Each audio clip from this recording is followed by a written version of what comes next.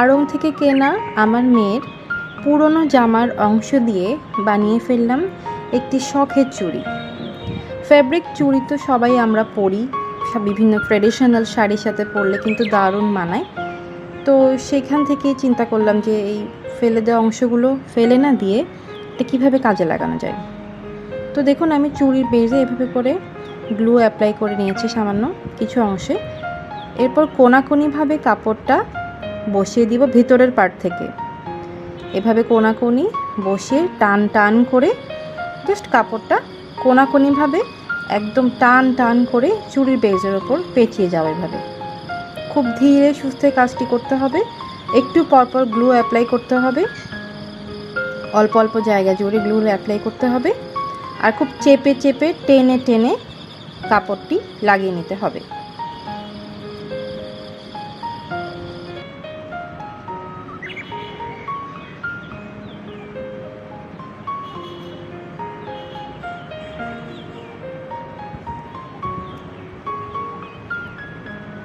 কোনাকুনি প্রসেসে লাগাতে হবে জিনিসটা, তাহলে সুতোগুলার বের হয়ে যাওয়ার টেনশনটা থাকবে না। আর গ্লুয়ের কারণে সুতোগুলো বসে থাকবে, কাপড়ের যে সাইডে কাটার যে সুতোগুলা বের হয়ে থাকে ওগুলো গ্লুয়ের কারণেও সুন্দরভাবে বসে থাকবে।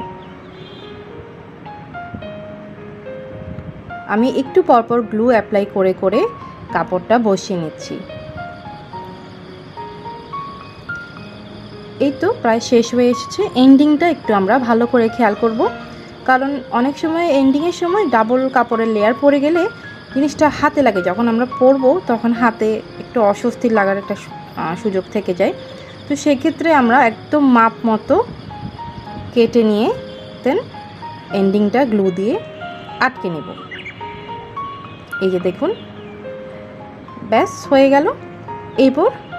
এবার আমরা উপরে কুন্দন বসিয়ে নেব। তো আমি কুন্দন এখানে 2 রকম কুন্দন নিয়েছি, একটা হচ্ছে স্কোয়ার কুন্দন আর একটা হচ্ছে পাপড়ি শেপের কুন্দন। তো পাপড়ি শেপের কুন্দনটা আমি এভাবে করে 3টা করে ডিজাইন করে এভাবে কোনাকুনিভাবে ডিজাইন করে নিয়েছি।